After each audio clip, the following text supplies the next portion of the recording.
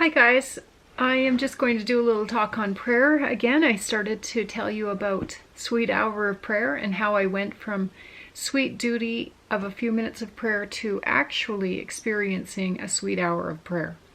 Now, I have funny hair, so I hope you understand that I am making myself very vulnerable to you. I want to show you the journey that I took learning how to pray a little better than I had. And it's a lot of prep. It's a lot of reality.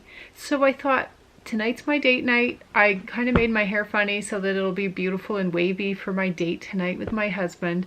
And I thought that kind of goes along with the theme of just showing you how I prepare.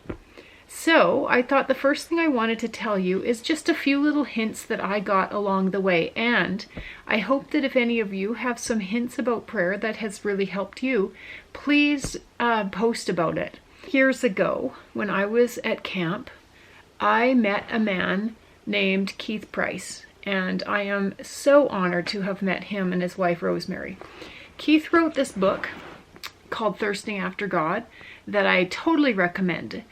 The amazing thing about Keith is that he was actually mentored as a really young guy by Tozer. So there's a little preface in here, My Mornings with Tozer. And for those of you who don't know, Tozer is just a giant in the faith and wrote some amazing books that are well worth taking a look at. But I met Keith, and he was at camp speaking to teens, and I went in and listened. I was working as a summer staff that summer, and I caught him telling this little story, and it really blessed me, and I hope it blesses you. Prayer often starts with getting out of bed.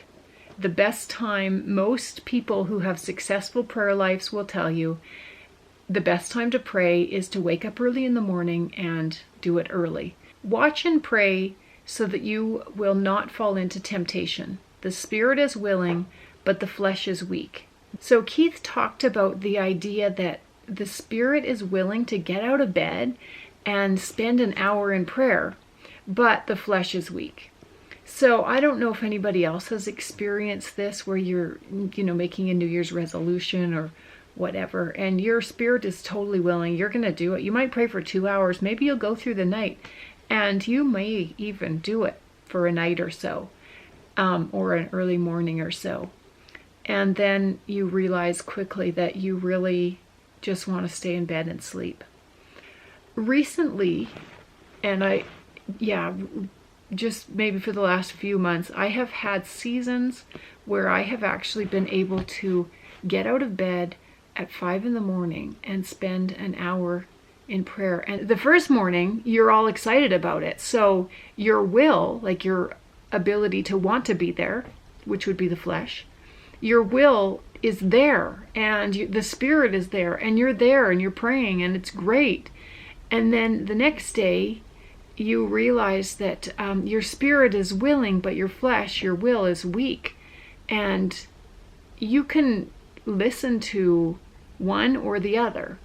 Quite often I will listen to the will, like, actually, I don't really feel like getting out of bed.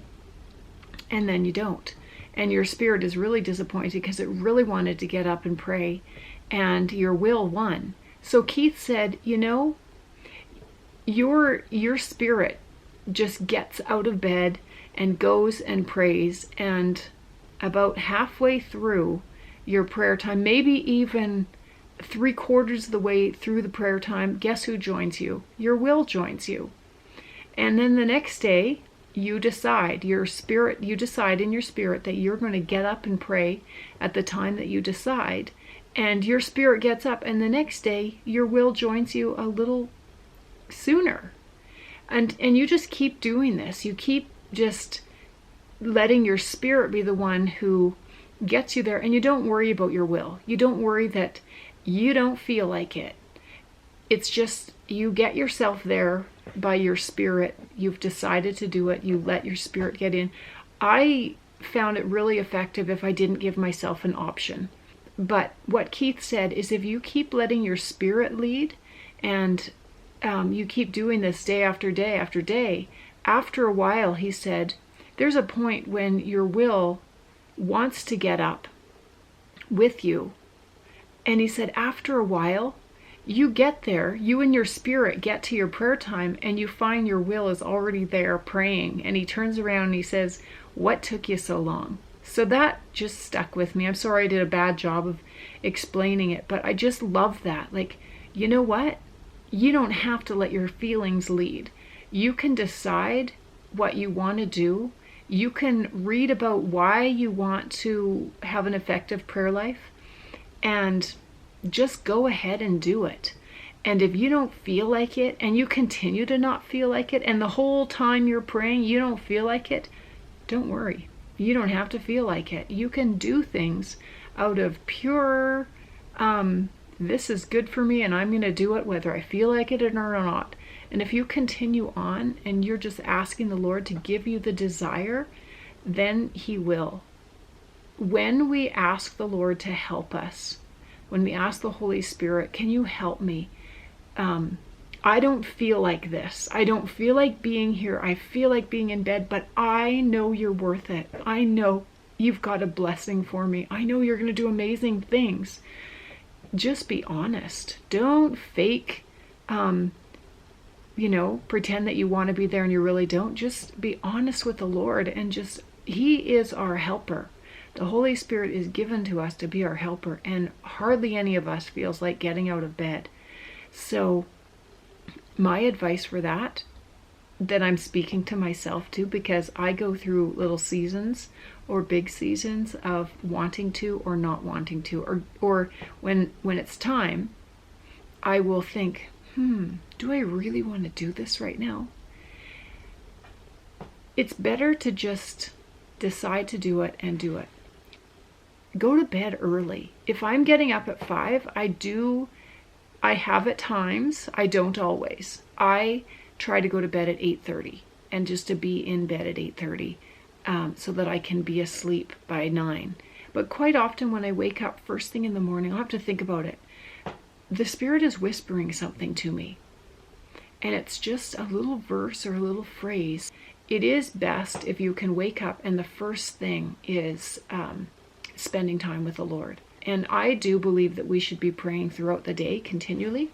But I think if we can start it off by getting up, and believe me, I've tried the whole I'm going to pray in bed thing. It's just, it's kind of a joke, because then you just wake up half an hour later.